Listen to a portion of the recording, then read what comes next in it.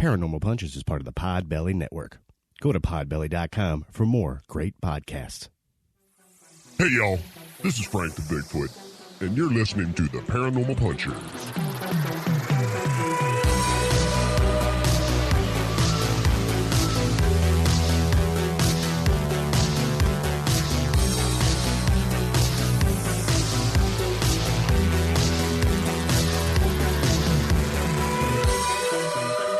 Hey, friends. Welcome to Bigfoot's favorite podcast, Paranormal Punchers. I'm Mark. I'm Alicia. I'm Nash. I'm Dave.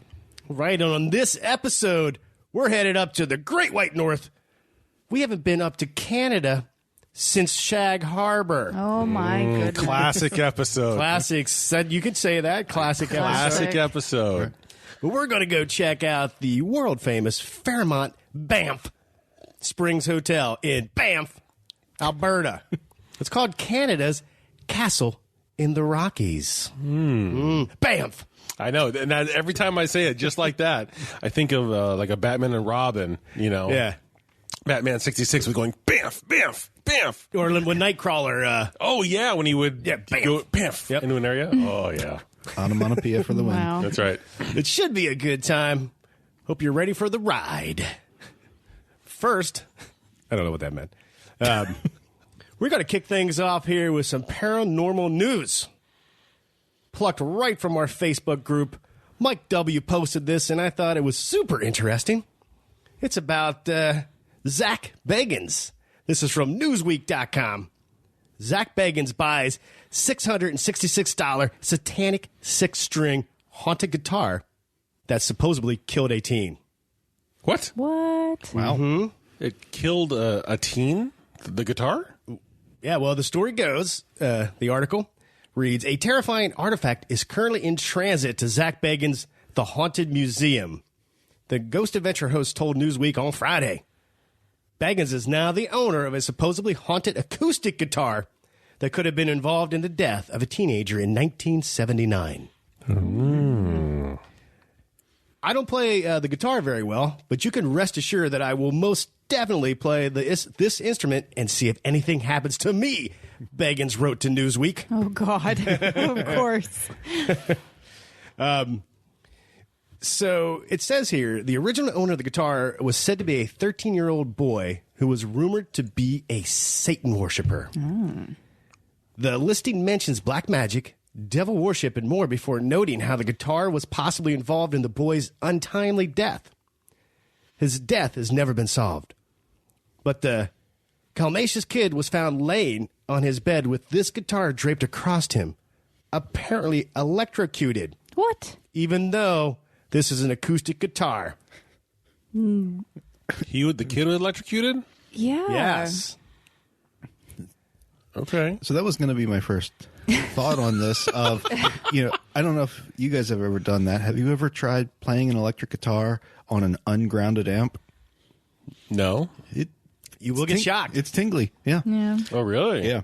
And so that was my first inkling on this was, okay, he must have, they just forgot to have a grounding plug or something on this. But being an acoustic, you typically don't get electrocuted from. No. Now, as a kid, we used to have our washer and dryer in a separate laundry room, and you could literally put your hands on the washing machine and your hands on the dryer. And if you put a little pressure, you would get a little current between the two of them, get you a little tingly. That and sticking a fork in an electrical socket was the only experience that I've ever had with. The story's becoming a lot clearer now. And not the story we're talking about. A much older story. Oh, boy. Is there any more information in the article as far as, did they find out why he was electrocuted? No, or? it's unsolved. Wow. The person selling the guitar, though, said, I've heard the strings discordantly ring out despite no one being near the guitar. What? Further, on 3 occasions, I put the guitar in my bedroom closet only to find the guitar on my bed when I returned home. What? And I live alone. Oh, God. The final straw occurred when I saw the guitar levitate out of the trash can I had somberly placed it in. So then he listed it. Zach Bagans bought it, and Zach is going to put it in his haunted museum. Should have charged more. My goodness. Yeah. I don't know. You come home from a long day at work, and the guitar's already in bed waiting for you. Well, I know. That's when you come home and you're like, not now. It's been a long day. Go back to the closet. I'm not ready for you right now. Starts playing Kiss's Love Gun. Yeah. Well, I'm wondering is this guitar maybe the guitar of what was his name? Robert Johnson, the guy sold his soul to the devil at the crossroads. And No idea. I mean, that would have been a long time ago, and late 1800s, I think. I'm sure if they have that guitar, it's in a museum somewhere. But I don't know. It could be the same one. in a museum. Yeah, but now you can go out to his museum, Zach Bagans. Check it out there. That is on our bucket list. Which I know you hate when I say bucket list, but to get out there and check it out, I really want to see that museum. You can find the whole article on Newsweek.com. But I was interested. Mike W., thank you for dropping that in the Facebook group there. For doing so, we're going to send you a sweet Paranormal Puncher sticker. Hey, if you drop an article in there and we pick it to read on air, we'll send you a sweet sticker too. Yep. So, can I use this in my D&D character? Can I have a possessed guitar that attacks people on its own? Oh, my gosh. I love it. Right? So it'd be like your sidekick. Yeah, and every once in a while, like a bard you could be a bard and have a demon-possessed guitar Oh, my gosh. following you around that would attack people, smash them over the head, and then in the morning it would just be up there kind of waggling. It would just be there waiting for you. In bed. Well, you have a bedroll or something like that. I mean, I'm just thinking that might be a really good companion. I think we could work something into the rules for that. That's it. That would be interesting. Yeah. That would be pretty handy. And what's it possessed by? So if the guitar gets broken, does it unleash something? God. Yeah. Oh, yeah. Does it unleash or does it come back together? Or I don't know. Well, I guess we'll have to find out. All right. That was super cool. Thanks, Mike. All right. Lish, Yes. take us all the way up to the Great White North. Okay. Were You they? hoser. Hey, hoser. Hey. All right. So the Fairmont Banff Springs Hotel, Banff. also known as the Castle of the Rockies, as you mentioned, Mark. I know I took that just I figured you'd be irritated that I took that from your notes. It's okay. It's okay. Is a 130-plus-year-old resort and spa in a large castle located in Banff, Alberta, Canada. The entire town of Banff and the hotel are situated in the Banff National Park. Banff. Stop it. It's just a great thing to say. I love it. And then I have, it's not really a quote, but I found it on a bunch of different websites. The hotel has a few residents who've checked in, but a few who've never checked out. So to give some very brief history, because of a vision to bring the beauty of the Canadian Rocky Mountains to the rest of the world, William Cornelius Van Horne began construction in 1887, and the hotel officially opened on June 1st, 1888. This location wasn't just chosen for its scenic beauty. It was also by a railway and served as one of Canada's great railway hotels. And then I have a quote from William Cornelius. "If we can't export the scenery, we'll import the tourists." Now, by the beginning of the 1900s, this luxury hotel was one of the top 3 mountain getaways in North America. In 1926, there was a fire that burnt down it was a wooden hotel before that, so it burnt down, and they had to rebuild it into a large, commanding, loosely based on a Scottish castle with towers and stone walls. I also found some things that they were basing some of the structure on some French chateaus or whatever. So there's a lot of just very impressive things that they wanted out.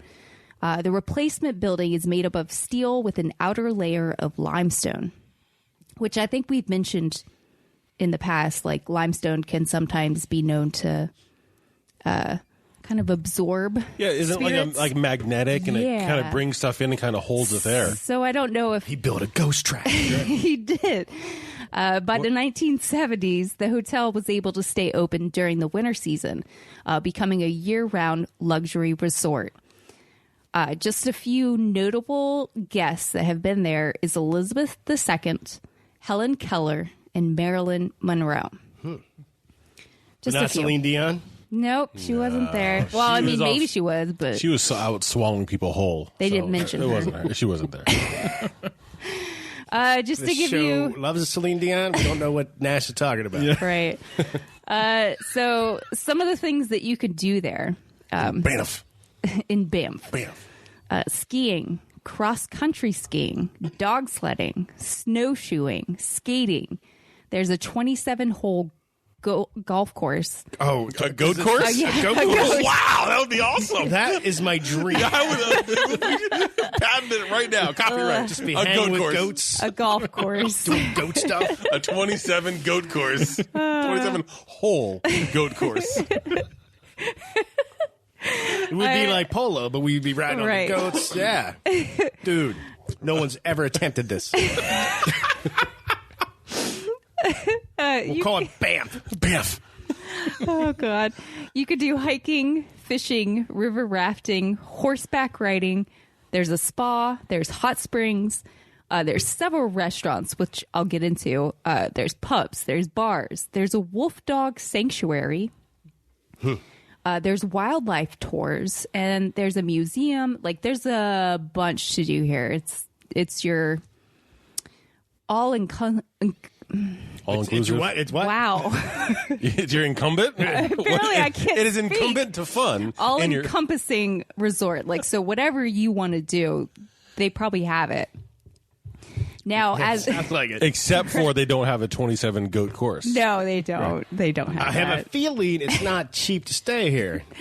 Yeah, I wasn't able to look up the prices, but I have a feeling, yeah, it's probably not cheap. As of December 2017, there are 12 restaurants that operate within the hotel property. Restaurants located within the hotel include 1888 Chop House, the Samurai Sushi Bar, the Walled House, and the Rundle Lounge. The hotel also hosts a locally sourced market called Stock Food and Markets. Other facilities located on the hotel property include a bowling alley, 5 turf-topped tennis courts, and a swimming pool. And what I have from Curiosity.com, the food is excellent, the view is incredible, and the spa is bomb diggity. So what if the company is undead? In 2020 or 2021, there's no room for discrimination. So Yeah, I mean, even without the paranormal side of it, I kind of want to go there. I know, right? There's Well, not really a 27-hole goat course. There right isn't. Just so you know. Right. I know that's a selling point. There should be. There should be. If I had a resort up in the woods, we would have a 27-hole goat course. Just even looking at the pictures, I was like, wow, this place is gorgeous. But now that brings us to some of the haunted things. Okay, so one of the things that I came across, I was looking at this, and when I started my research, I was looking at this resort place, and I'm thinking to myself, oh my gosh, this, when I got into what's happening there and some of the stories, reminds me a lot of a movie.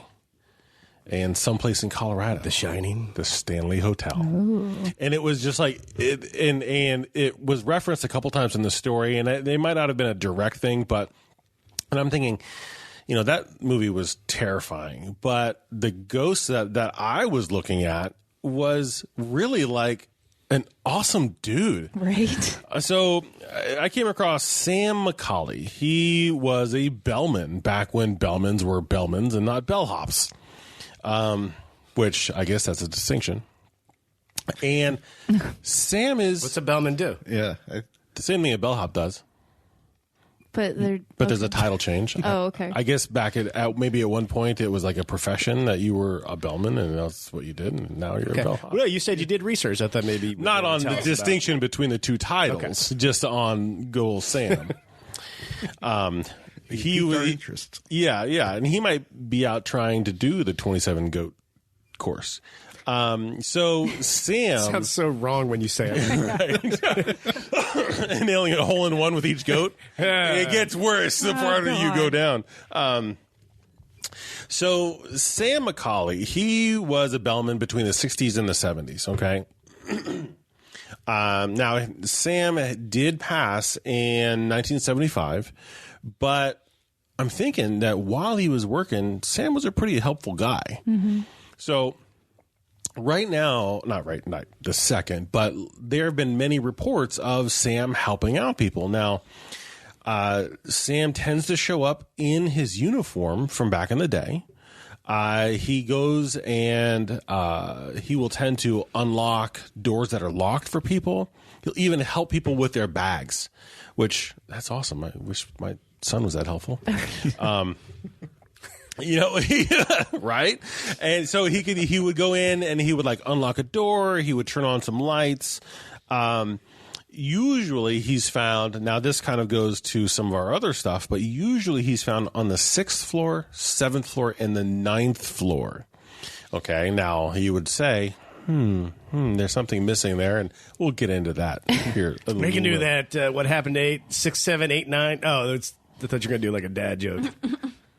No, Mark, I wasn't. Anyway, that was my test to be appalled at your reference to a dad joke. Hopefully it worked. There's even a report that 2 women had come to the front desk. They were locked out of their room, and they were trying to get a hold of whoever the bellman was or whoever to get into their room. And they called and they kept calling and they're like, we can't get in. So they came to the desk. Actually, back up. I don't know if they came to the desk or not, but they called and Sam Mccauley, Sam the bellman, showed up. So he showed up, unlocked the door, and when they went to say thank you and give him a tip, boom, he was gone. And so he full body apparition showed up, unlocked the door in uniform. Yep.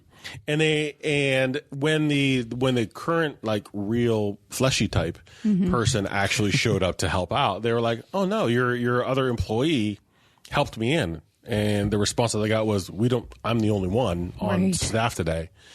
And it was Sam. So full body in uniform, kind of a dated uniform. He had a plaid jacket, I think. Yeah, he was wearing plaid. He was wearing like a plaid jacket. I don't know if that was part of his uniform or not, or if that's like his winter gear. I don't know. He's very helpful, but he's taking the tips from all the... No, he doesn't. He doesn't take any tips. And as soon as you offer him a tip, boom, bam, he's gone. Bam. Just like that. Yeah, so he's out, and he just kind of disappears, and off into the ether he goes. And I'm like, man, that'd be great. I could use a ghost like that at my house. That would be really, really handy. But yeah, he's super helpful. And when he's done doing his job, he takes off. He says thanks and tips his hat, and off he goes. That's pretty friendly. Yeah. So that's all I have on Sam the Bellman. Okay. Nice. Oh, is it my turn? Dead airspace. Everybody's looking at Mark going, I'm sorry. I'm trying to run the board. And, sure. So this, I would like to tell you guys about the Ghost Bride. But this, to me, is an extremely, extremely sad story. So this happened back in the 1930s. This young couple, they just got married in the hotel's grand ballroom. And they were making their way down to the reception hall, which they had to go down this, this big marble staircase that kind of wound down. And I'm sure people were watching. It was grand. But they had it lit with candles. Obviously, 1930s, so to illuminate the steps and probably look gorgeous for the wedding day. Her dress caught fire. In an attempt to kind of put it out, she lost her footing. On the stairs. And fell down the staircase all the way to the bottom. Boom. She was dead. Ugh. Like, we're talking like right after getting married. That sucks. Tragedy. It's so terrible. Now, to this day, people that go to the hotel and had no idea about this ghost bride or anything of the story, they will report to the front desk that they see this woman in a white wedding dress, walking down those stairs just to kind of like dissipate and disappear into thin air. Other guests were seeing her dancing in the reception hall, getting the dance she never got to have with her husband. That first dance that never happened. Right. She's reenacting it or trying it. She'll disappear in the bridal suite, the honeymoon suite. Yeah. They will hear a woman sobbing. That's no good. Mm-mm. And then, of course, the staff will open up the door, and there's nobody in there. Right. But it is very, very sad. But the Royal Canadian Mint did make a commemorative coin and stamp for her. Mm-hmm. Right. So her legacy lives on. Yep. Yeah. So people remember her story. That's a good thing. Yeah. What do they say here on coinweek.com? Talked about this, and they have this to say: bringing intriguing Canadian tales out of the shadows is what stamps continue to do, says Mike Shernan, General Manager, Plant Operations, West Canada Post. We are pleased to join the Mint to highlight these stories and offer the perfect keepsake for those who revel in the particular type of folklore. Ooh. So you could get, and it's a lenticular, so you can kind of move it. And so she'll have her eyes shut, and if you move it, she'll open up her eyes. Oh my gosh! And she's got the wedding veil on. A little bit of you can see they have like the hotel. It's kind of, the artistic wise, it's nice. It did a great job. So not saying that's a happy ending, right? But they did. But she is her remembered. Her story will live on, right? Right. It'll live on, and her story will live on, and that's what's important. Yeah, that is what is important. Right. Oh, yeah. And that if she ever needs help, Sam the bellman will come help her. Move her stuff. So with doing that, did they have definitive proof of this event of her dress catching on fire and her dying? Yeah, and there's actually two stories. One, the candle, dress caught fire. The other one, she just got caught up in her, she tripped. her very elaborate dress. Right. Mm-hmm. Either way, she fell down, the steps all the way. Bottom, probably broke her neck. I'm not sure. Yeah, I think that I saw something about her breaking her neck. Yeah, but it seems like a lot of the stories lead towards the catching fire. Right. Yeah. Yeah. Well, I mean, I could see that because it was, the 30s. In the 30s, they're trying to make it look just absolutely gorgeous, and you're inside on a marble staircase, and I could see them having candles and be very romantic and gorgeous. Yeah. Oh, yeah. God, that's a terrible thing. It's terrible. It's very sad. Wow. Holy moly. That's no good. Talking about the 8th floor. Now you started. Yeah. So, I hear there's some craziness on that floor. Yeah. interesting bit of trivia. Every floor in the entire hotel has a room 73, except for the 8th floor. So the room apparently exists, but you only can tell because on the drywall you can find a hollow spot where it's been bricked up and covered over. So this room has been taken off the floor. And so apparently this is a reaction from the hotel as a result of a haunting. The story goes that a family of 3 had checked in, a father, mother, and a young daughter. And at some point during the night, the father kind of went a little crazy, and he killed his wife and daughter. They say he may have killed himself, but no one really seems to care about him because he's not part of the haunting. Right. But after the murder, they refurbished the room and started renting it out again. And new visitors would wake up in the middle of the night to violent screams. Yeah. Yeah, not just gosh. like, just general haunting, scary. No, violent screams. Not just clanky chains. Right. Woke up screaming. Yeah, that would be. Yep. In addition, they reported to having dreams of being choked and having weird electrical problems in the room. Huh. Okay. So after, and I'm sorry, another thing. when they were awake, they would find, I found a few different ways of this being phrased. So some people said that they saw bloody handprints that on the walls that the staff would wipe off, and then they would come back. In another report, it was actually bloody handprints on the bathroom mirror. And in a third report, it was actually a child's fingerprints that kept showing up on the mirror. Oh, no, gosh. Yeah. So, not exactly sure what what has been reported for all of that, but I guess at some point the hotel said this is enough, and just get away with that room. Eliminated the room. It's not there. So they bricked it up. They went so far as to brick it up, right? As opposed to just lock the door, like we don't rent that one out. Correct. Right. Yep. Now, interestingly enough, when researching this, there was apparently a person who worked at the hotel who said, "Yeah, I work there, and the story is nothing big. It's nothing like what you're thinking here. It's that the room was very small. So was the room beside it.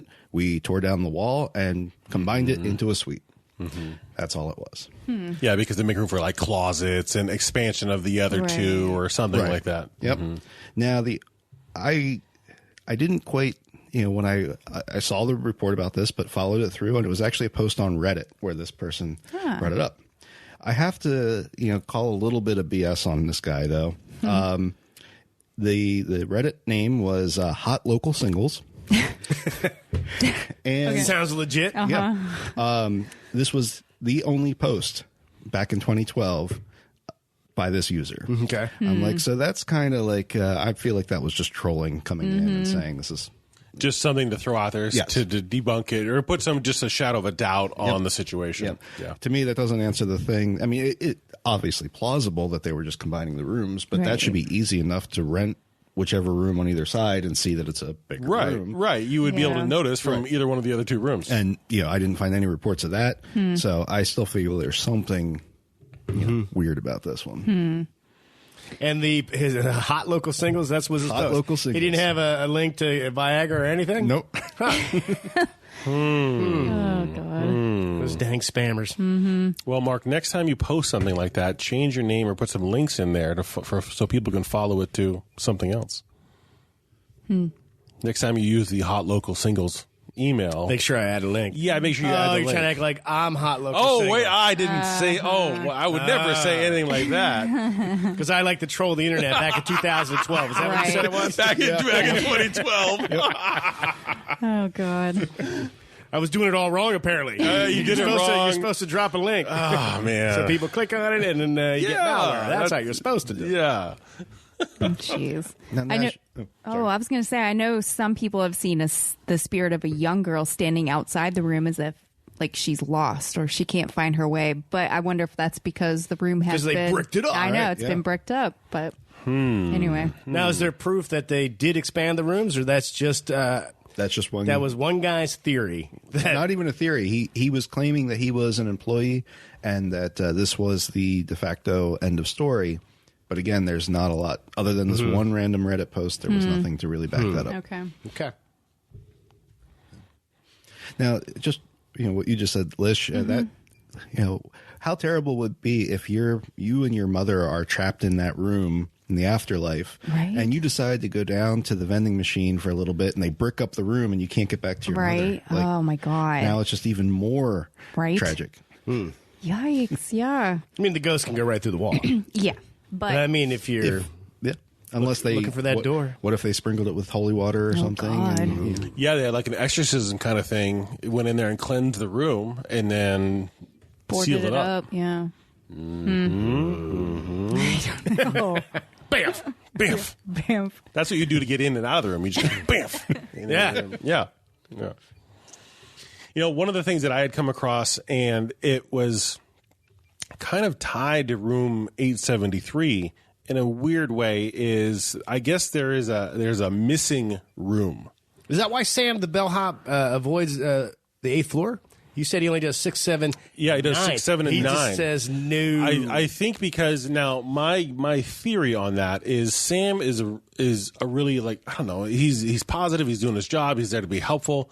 He's actually a pretty good guy, you know, helping out. And I'm thinking that there could be just so much negative energy on that 8th floor. He skips it. That he's just like, you know what, I don't need it. But heaven forbid you get a room on the 4th floor, you're not getting the help of the very awesome Sam the Ballot Man. That's true. Now, he's only been seen on the 6, 7, and 9, so I don't know if he services the other rooms, you know, but I would assume so. But I don't know. They only said that he's most often seen on 6, 7, and 9. But the 8th floor, I figure he's like, no way, I'm good. I don't need to. And did he pass away at the hotel? No. So I found some things about that because they don't think he actually passed away there, and they don't know why what made him pass away, like if it was just natural or whatever. Mm-hmm. But I feel like at one point when he was still working there, I feel like he was like very. He liked being there. He liked doing loved his job. He really liked his job. Didn't he say something like, I'm going to work here forever? I think so, yeah. Well, with all those activities, Yeah. you know, you're never getting bored. Right. Yeah. Yeah, so I came across this secret room, okay?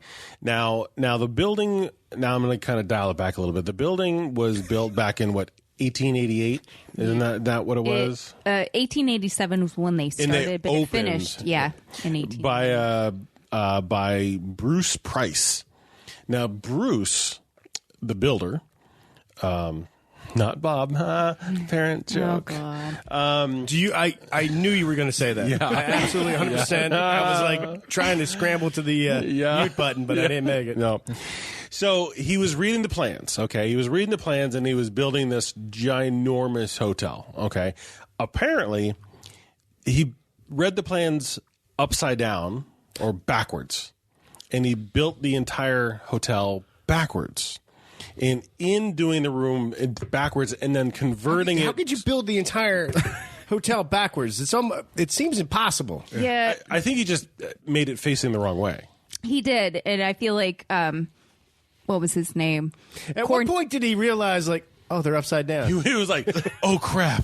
Yeah. You know? And then Bruce Bear's like, Banff. Everybody laughs, and they ignore that he just built it backwards. Yeah. No, William Cornelius, when he showed up before it was built completely, and he was like, the views are all wrong. Or over that way. Yeah. You need to fix that. Yeah. But- Can you rotate that hotel? Yeah, and instead of tearing the whole thing down and rebuilding it facing the correct way, Looks like we're going to have to blow the mountain up, boys.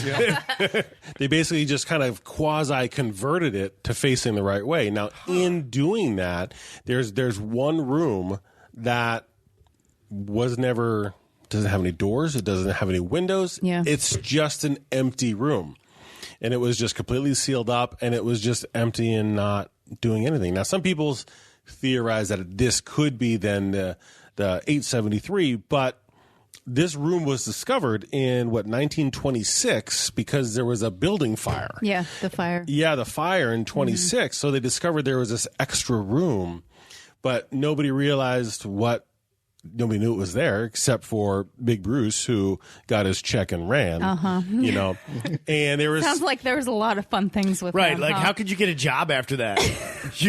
You read the blueprints upside down, built a hotel backwards. I still picture like the scene from Independence Day. Yeah. Oops. You just turn the turn the up to down to down to up and be like, oh, right. So there's this whole thing about it facing the wrong way and this empty room, and there was hauntings with regards to the room itself, but it was always closed off from the construction. So it was odd, and I just thought, it might be room number 873. There was the theory, but nothing happened in there. Right. But so there was just this empty room, and I thought that was pretty cool because I imagine there's an air vent in there. And I imagine George Costanza crawling through the air vent to sleep on his lunch break and then going back to work, right? Oh, boy. On that one end. Right. So he spent some off time in the room. And then he would go back to work, and everybody's like, where did he go? I don't know. Where's Sam the bellman? I don't know. And he was like, I'm catching some shut-eye in the secret room. Yeah. Okay. All right. So you're saying they air duct to the secret room where they could hang out, smoke weed. Yeah. And nobody can find them. It's one way in, one way out. Okay. You Yeah. I like that a lot. That's a fun concept. And now it's probably a pretty depressing room because it was just a room with no windows or doors. Right. It was literally So maybe Bruce the Builder intentionally. maybe some shenanigans happened in there that could be the result of bringing spirits in, or who knows. There's so many theories about this secret room about what happened in this I'm just room. trying to imagine the guy who put down the billions of dollars to make this castle. He shows up to see how it's going. And he's like, everything's facing the wrong way. Dude, no, it's that way. Oh, right. Okay. All right.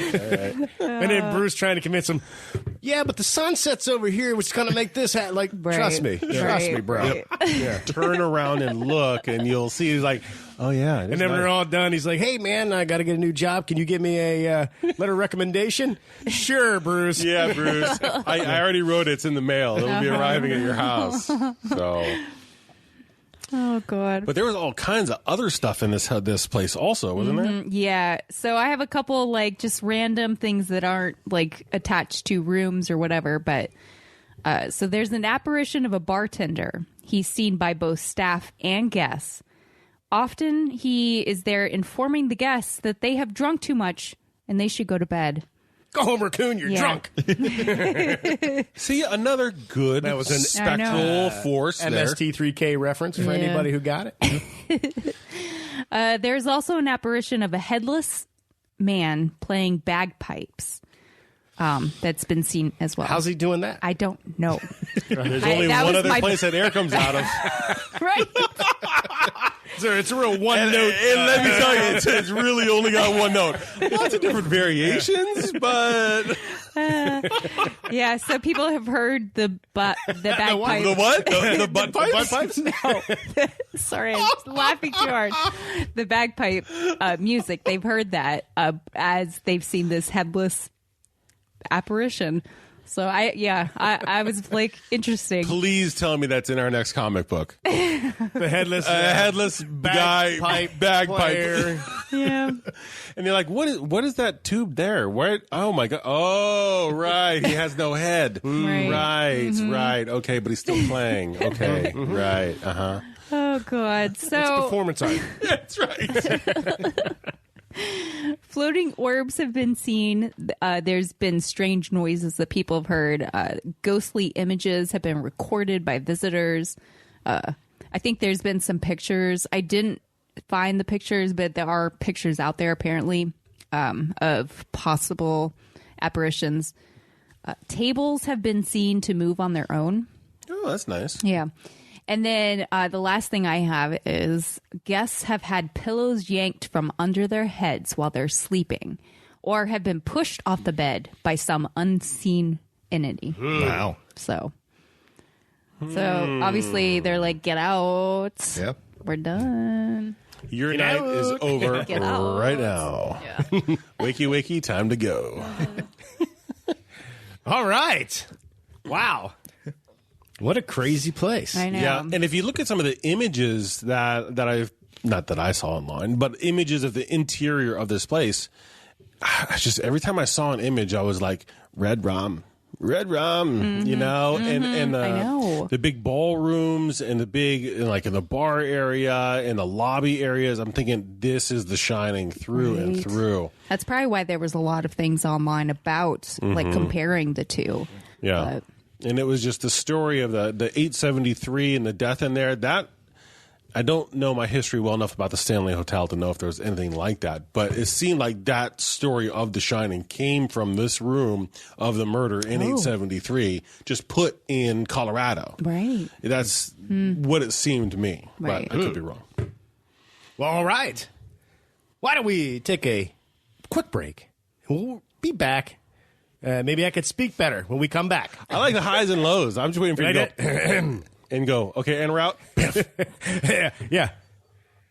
Banff. We'll be right back. Oh my God. Honey, look, it's Bigfoot. No way. Let's go say hi. Hey, Mr. Bigfoot. What you reading?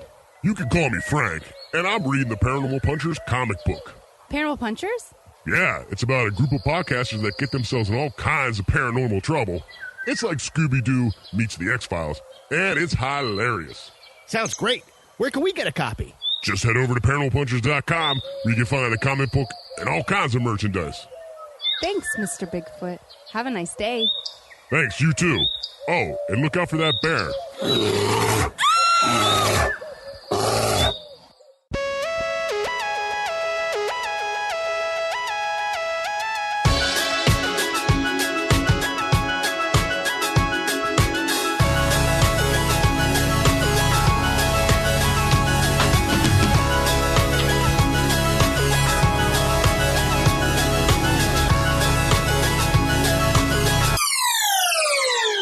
And we're back. Banff. The Fairmont Banff Springs Hotel. Where is it? Up in Canada. The Great White North. Banff. It's in Banff. Banff. Isn't that Bob and Doug Mckenzie? What? Oh, Eh? yeah. That. Don't be a hoser. Don't be a hoser, eh? Yeah, man. I can't. Not yeah, man. Hey, hoser. There might be people listening that never heard of Bob and Doug Mckenzie, but I remember when they were a little popular. Yeah. I'm sure everybody in Canada was like, yeah, I'm sick of You're sick of everybody doing their and hosers. it. And eh? You know, when I was Kevin in Smith college, made that movie, Yoga Hosers. when I was in college, we found some action figures of both of them, and I was like, "Oh my god, this is the best thing I've ever found." Action figures of Bob and Doug Mckenzie? Yes. What'd you do with them? I don't think Oh my I God, bought that would be them. I'm pretty fantastic to sure my friend Erin bought them. I believe it was her. Did they have the little beanies on and the whole 9 yards? Yes. The toques? Like they were pretty Is that cool. what it Is that what is? they're called? I don't know. I thought a toque was from Lord of the Rings. You fool of a toque. Wow. There's so many And places. somehow we got Lord of the Rings into this episode. Oh, God.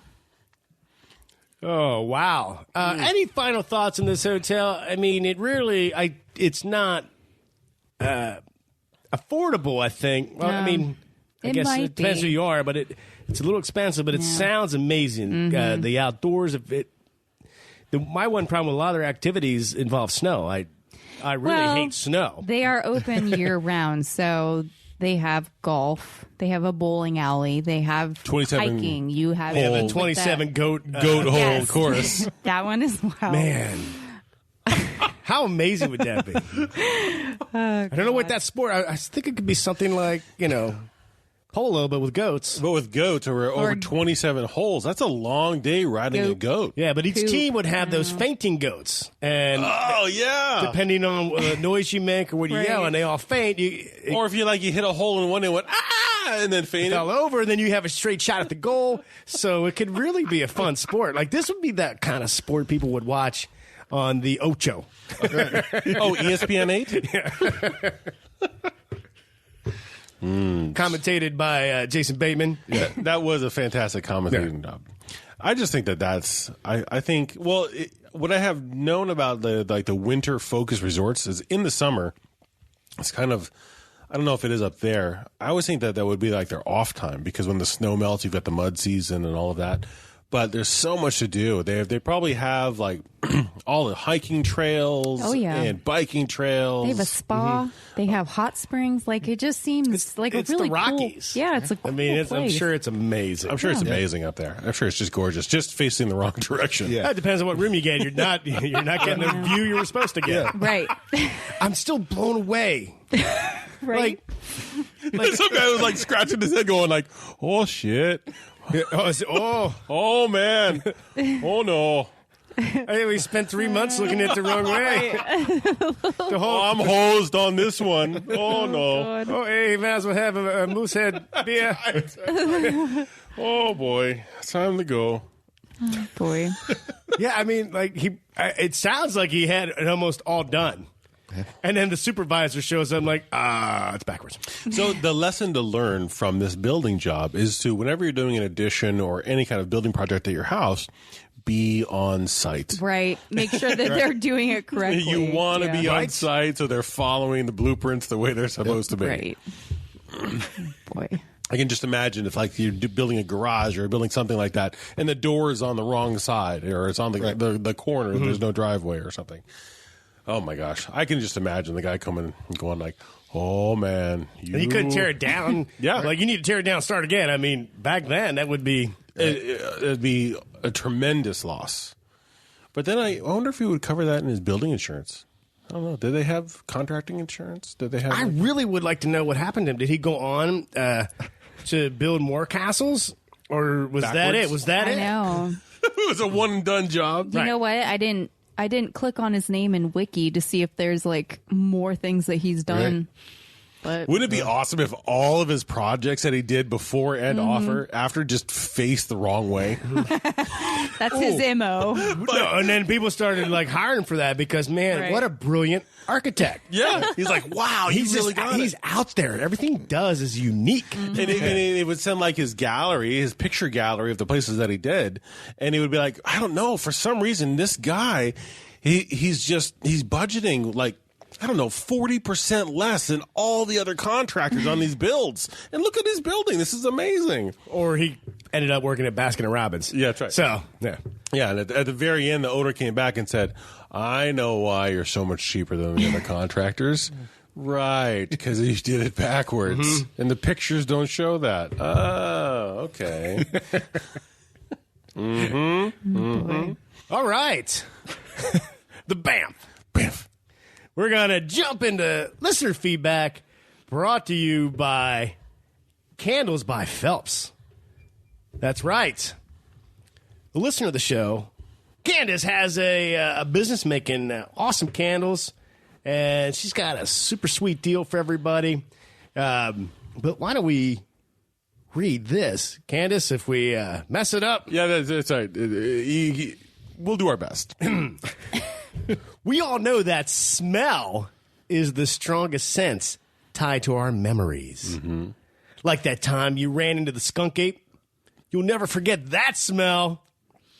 Familiar sense and deja vu are basically the same thing. Special moments and people we love are often remembered best as we catch the aromas we associate with them.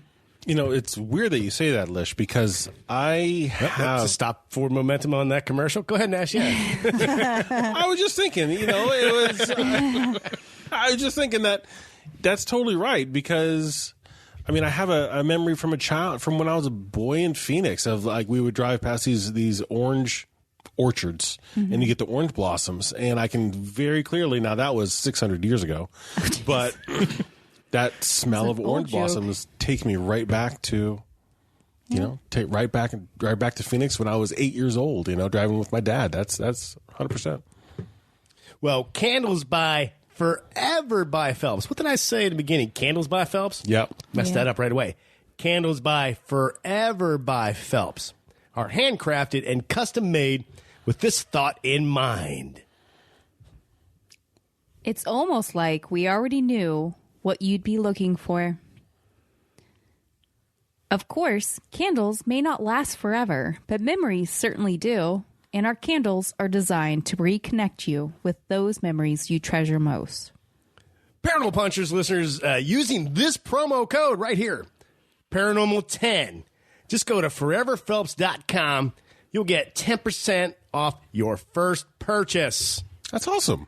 This is just for listeners of Paranormal Punchers. Yep. Foreverphelps.com. That is PHELPS. Foreverphelps.com. Candace, longtime listener. She makes awesome stuff. Forever by Phelps. Go support them.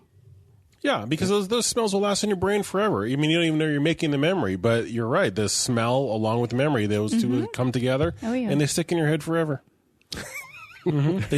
Yes. They Forever. Forever. Doing this podcast for 3 years with you. Forever. There are some smells that stay with me forever. I wasn't going to go there. I was talking about brewing. What were you talking about? I was talking about orange blossoms. Why do you got to take it too far? I think I need to get a candle. All right. We heard from Jeff. First-time listener. Amua. Pretty good. But can you ask the young lady to stop using the word like so much?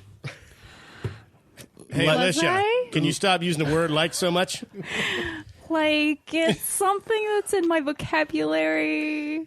No, I don't even know I was saying like, so I apologize. Well, I like when you say like because it brings a likeness to the overall podcast, you know, and that's something that I like. Well, Jeff, we asked her. That's what you get.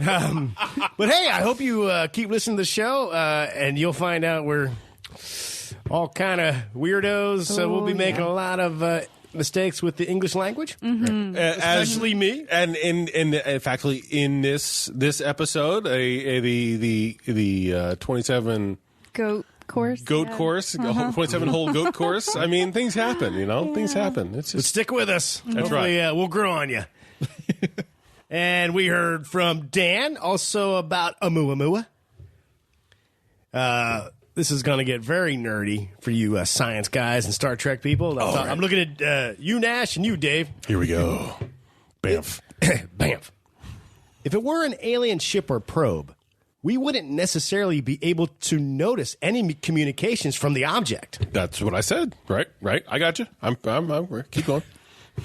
We would notice radio or some other omnidirectional signals, or might catch some directional signals, but would have no way of detecting a quantum entangled Ansible like in Orson Scott Card's Ender series. You're exactly right. I agree. That was my whole point on the show. Hey, I'm just happy I got through that. That was a lot of big words right there. Big words. And that's just one that people have thought of. There are probably hundreds of communication methods that we have never even considered that wouldn't create a noticeable radiation. That's right. That's right.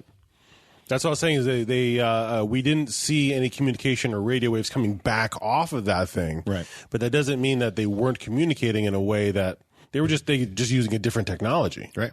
Right. Yeah. Or just absorbing what we were sending to pass through and on the go. Yeah. I mean, if you're using anything that radiates, it's, like omnidirectional. You're going to need it. leaking that information. If you don't want others to hear it, then, well, too bad they do. And you're wasting energy in doing that. So, yeah, advanced civilization probably has a better technology than Yeah, I agree. Dan's not done. And radio signals may be so antiquated to an alien world that they didn't even think to put it on a probe to notice our attempts to communicate. Or maybe their tech developed on a different track that never even messed with radio. Preach on. I'm right there with you. If what has been seen as a discarded solar sail, the ship may be years away still.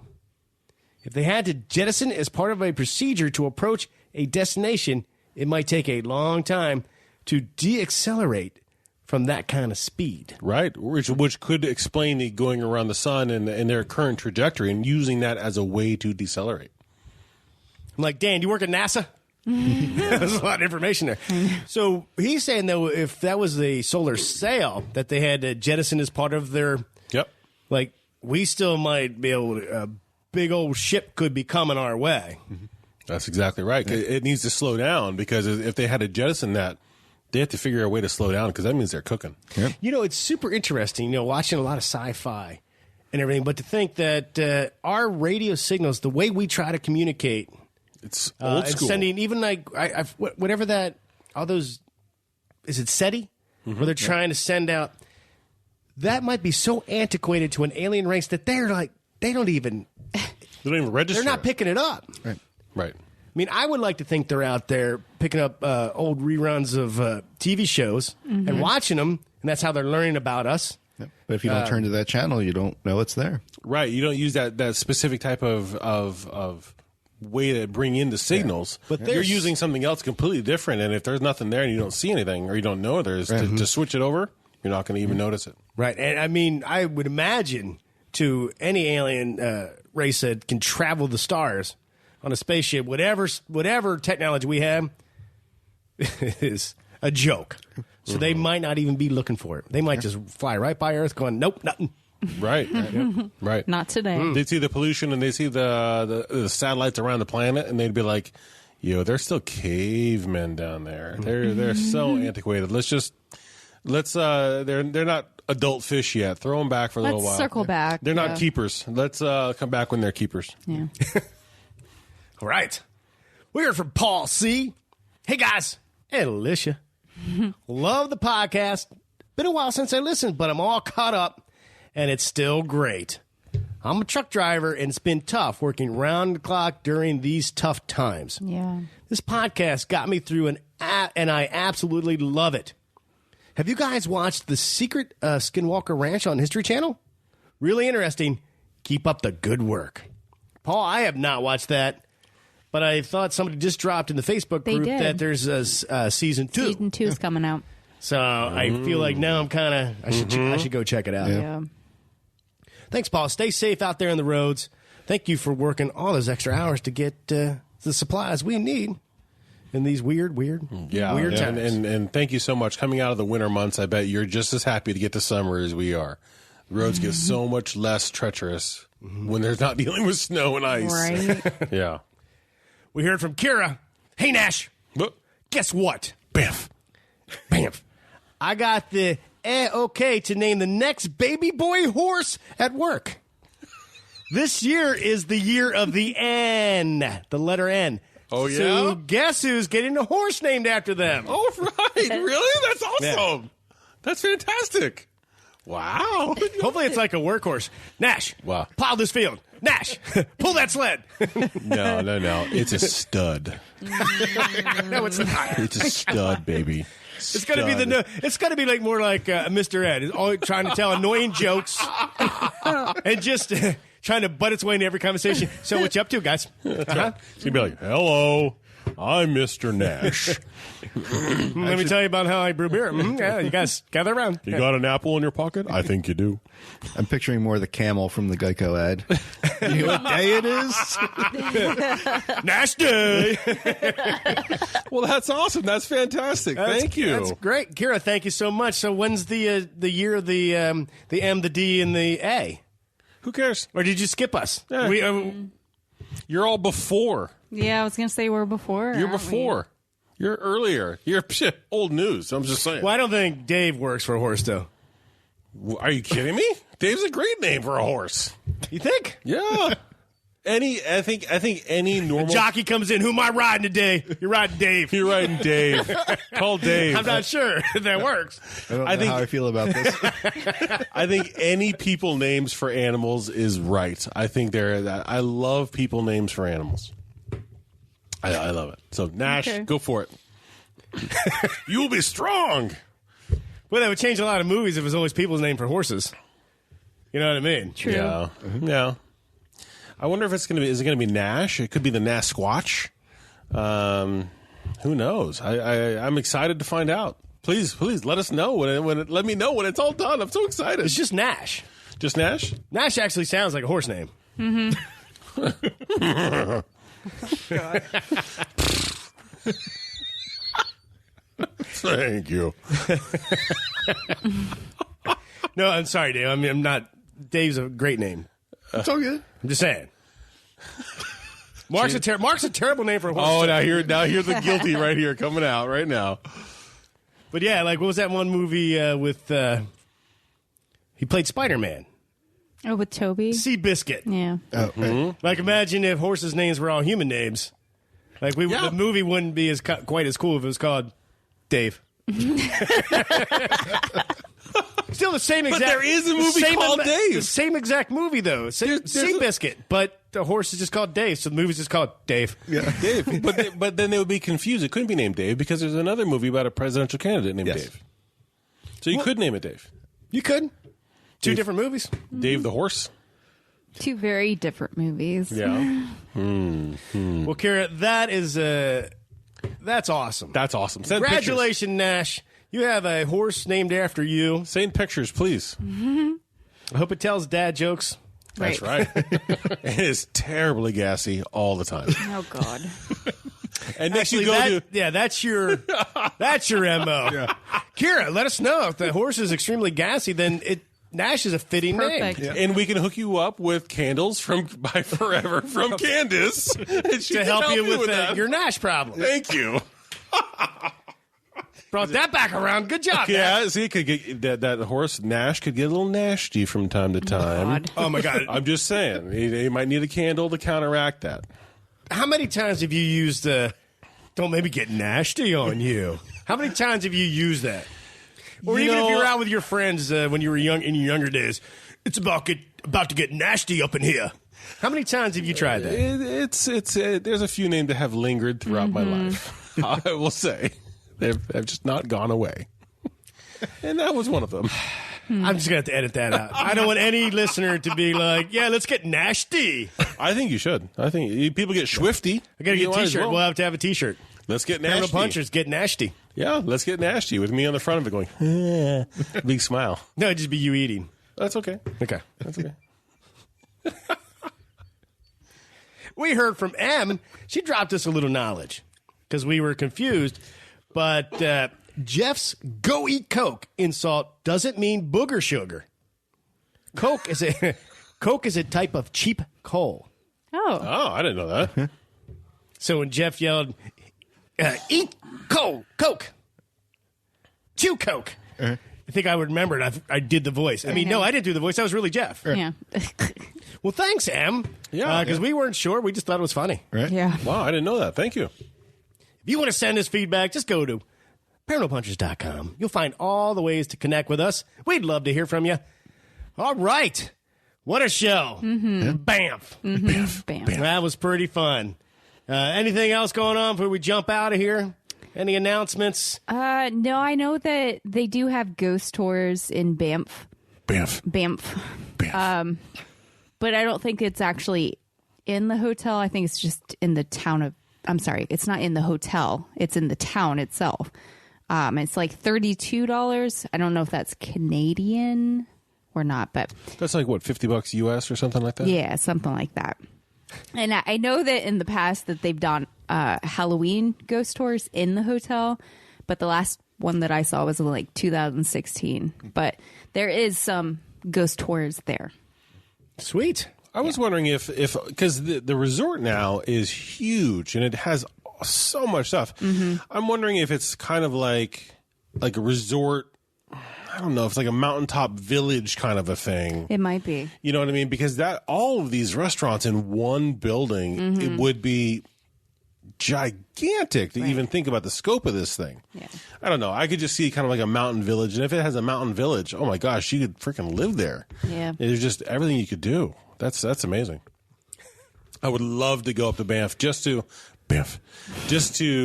see the park itself. Oh, well, yeah. I It's know. got to be absolutely gorgeous. It's one of the places I've always wanted to go and have never gone, and I think it's one of the prettiest places in the whole wide world, and I would love to go Yeah. and see a backwards building. I don't think it's backwards anymore. Bruce the but- Builder. Did the fire burn it all the way down to the ground? Well, it was a wooden structure, so the fire pretty much at that point. I think they were already planning on like kind of revamping demoing it, bringing it down? Yeah, This would be funny if So- that's the way Bruce solved the problem. I'm just going to burn the whole thing to the ground. right. He just showed up. He's like, "Screw it, man! It wasn't me. I'm gonna hose this building." Yeah. So it wasn't like they were like, "Oh my God, this place burned down." I think they were like, "Well, we were going to do stuff anyway." So, but Wow, I think it's gonna be beautiful up there. I really yeah, do. You think it's going to be beautiful? When I go, Okay. All right. Canada, get ready. I know. Nash is coming up there. it's gonna get nasty up in there. Oh God. God. And you might have a Nasquatch sighting in the Great White North. Why do you got to move your head like that? Oh, that was the look that I did right there. I feel bad for everybody know. listening in headphones to that one. Speaking of nasty, we have a Patreon where we do so many more podcasts. We have Ghost and Gastropubs, where we virtually explore a haunted location, and then the brewery next to it, so you know how to plan out your travels. Yep. We have the Creepy Cryptids, where we have fun discussing a cryptid making fun a little bit of the cryptid and each other. And let's see, we have the Terror at Huska. Terror at Huska. I almost said that wrong, Dave. Huska. I was saying it wrong, Dave. You are still thinking that the hoser is getting at the Huska, eh? Huska Castle, where we play D&D, set in the world of our comic book. And we have a new D&D coming your way, set in the world, again, of Paranormal Punchers, because apparently we think we're funny. I'm not sure. Because we have a good time doing it. But that should be cool. We have the Dead Scripts Rise from the Grave, where we do audio drama readings of scripts that I wrote but never produced or made. Or tried to kill, actually. Yeah. Because maybe they weren't that good, them. so I just put them away. Yeah. A lot of fun. For $1, all that craziness. And I think I mentioned it before, but the puppets are almost done. Yes. Paranormal Puppets is coming your way. Yep. Imagine the four of us as puppets getting nasty. Getting nasty up in here. You know what I'm saying? That show's coming. I haven't decided if it's exclusive to Patreon yet because I feel like it's going to be so much fun that I just want to share it with the world. Right. Until the trolls hate us, and I'll just put it back on Patreon. Right. Lots more stuff, too. But hey, if you're still with us, thank you so much. You help make the show awesome. And remember, if it's not weird, It's not worth checking out.